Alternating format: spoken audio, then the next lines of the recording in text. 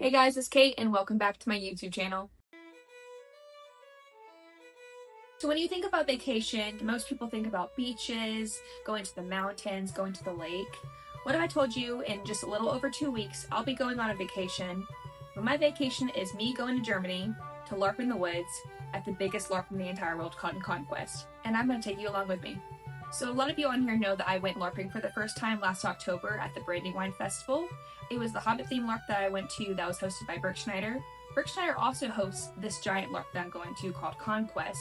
It's the largest LARP in the entire world. About 12,000 players go every single year, and I'm so excited. This will be my first combat LARP, which I'm excited but a little bit intimidated by, but I think the backstory that I've come up with my character will make the process less intimidating. Something else that'll make this LARP less intimidating is that I'm going with a great group of people.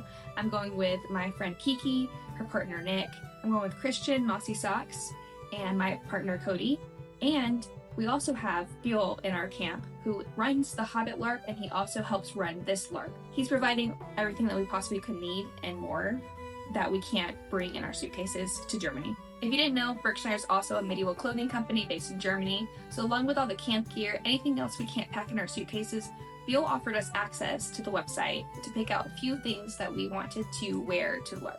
Having access to that website was like a kid in a candy shop. I really had to restrain myself, but I think I picked out a few good items. I also ordered some stuff for myself personally a few weeks ago to make sure, one, it got here in time, and two, that I could have time to weather and dye them like I wanted to. These are the pieces that I bought myself to dye. They are traditionally meant to be bought in different colors, one color for each section, but I got both sides of the split garb in the color natural. Doing this gave me full control over the dyeing process. My party's colors are greens, yellows, golds, and I'm thankful for that because most of my colors in my wardrobe is green, so I have a lot to choose from. So here I'll give you a before shot of the hood and surcoat together, and let's get right into dyeing.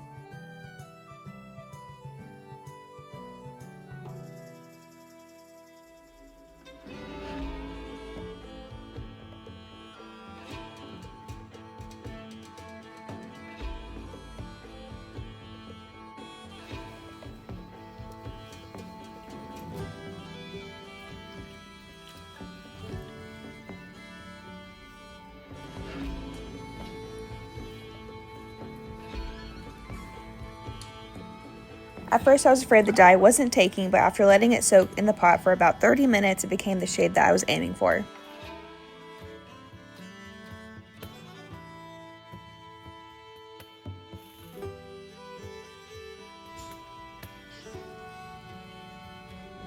Along with dyeing my clothes, I found this cool curtain in different shades of yellow and decided it would be perfect to make a large banner for our camp. This was the general shape of the banner that I was going for, and in this lighting you can tell that the right side is darker than the left side. So I took the lighter curtain and dyed it green with the same dye used for my clothes, and I think it turned out well. The only aspect that didn't take the dye was the tassels, but I do prefer them yellow than green.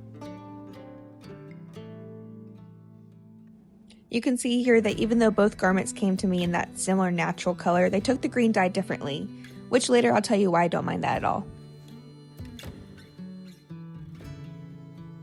If you can't tell by this clip, I got up bright and early to start my day by dyeing the yellow pieces with my garment. I'm using the color Marigold, and that is actually the name of Kiki's character for this LARP, so her name is very fitting of our house colors.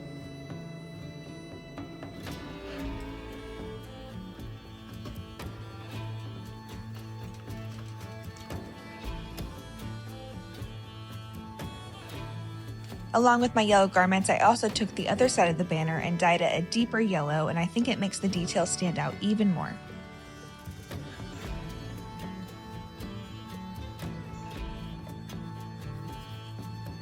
Now a little commotion for the shine. These two colors are so rich together, I'm loving it.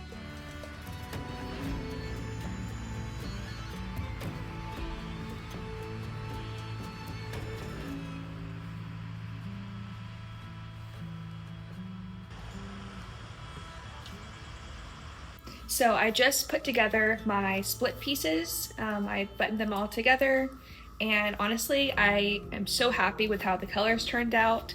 The green turned out exactly how I wanted it to be, and this golden color turned out really good. Here's my surcoat. I think it's so cute. I'm very excited to try it on, which I'm going to do it right now for you. I don't know if you guys can hear that crow outside, but he's super loud right now. When it comes to these two colors together, I like them being more muted, and that's exactly why I decided to dye this.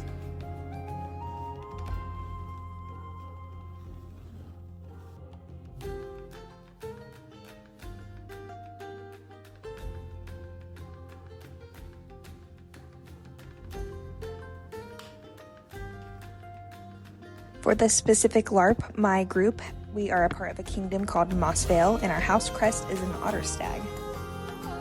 Using some inspo photos, I drew up a sketch of our little guy and decided with my limited time I should learn how to block print. How hard could it actually be? The answer is very, very hard. Epi makes this craft look so easy.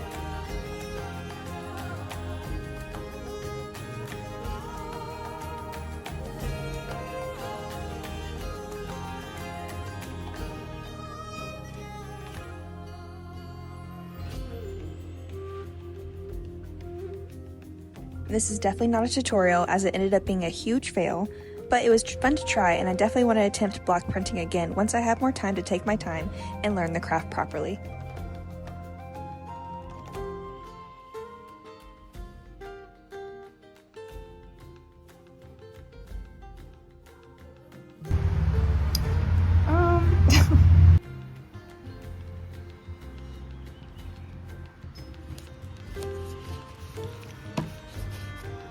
It's at this moment that my little otter started looking too much like a badger rather than an otter in my opinion.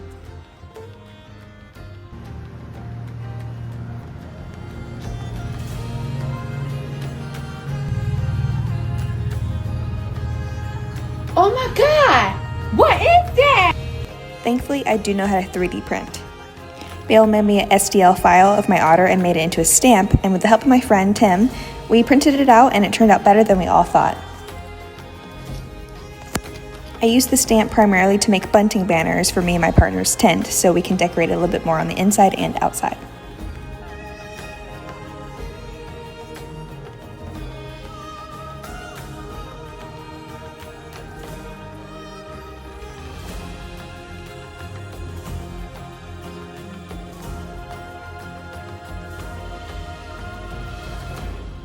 Along with printing a stamp, Beol created a file in Blender to make us bronze brooches for our cloaks.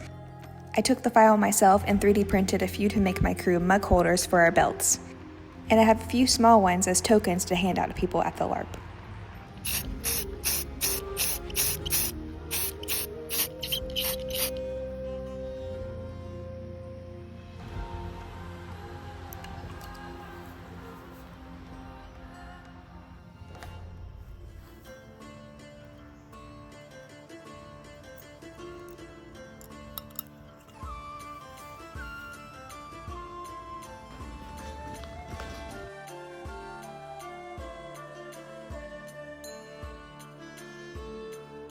Now for the hardest part of this process, the packing.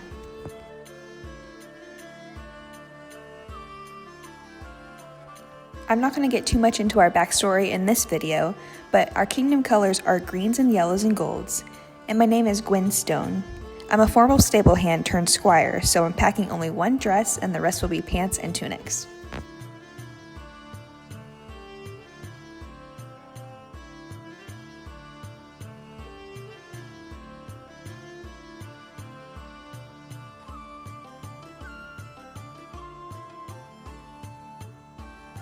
I am packing some light armor to wear, such as my leather armor and a few pieces of my plate armor. If our storyline goes to plan, I will be knighted toward the end of our LARP and become an official knight. Then I can wear more of my armor I brought. I will be doing an entire armor kit tour video to show off all my armor and tell you where I get it in the future, so stay tuned.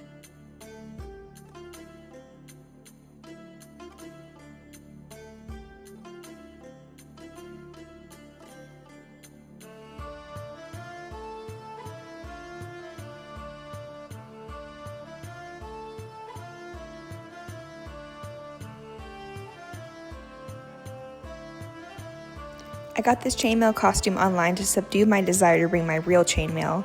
I plan on tearing this up a little and weathering it to give it more dimension and character. And also, it doesn't hurt that it's 10 times lighter than actual chainmail.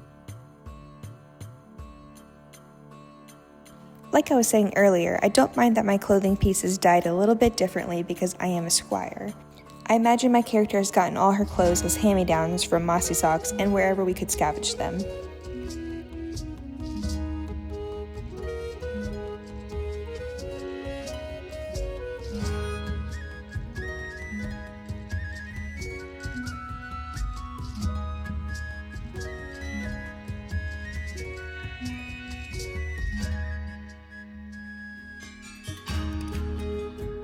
With the little time we had left before the trip, I made me and my partner tankard sleeves with our otter stag on it.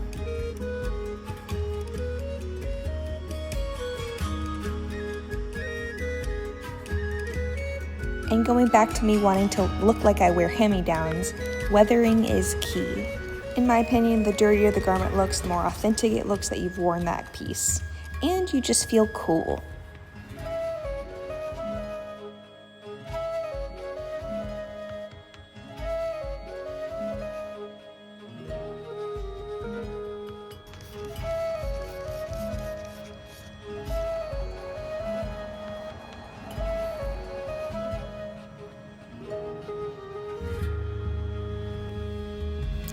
When I say packing armor for a trip is the bane of my existence, I mean it. It's near impossible. Oh, Caitlin. 61! No!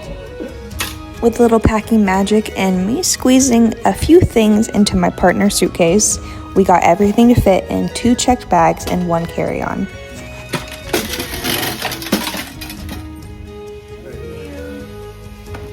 If only we could sneak my boy into the Larp. He would love it, I swear. You're going to Germany. Don't forget your passport.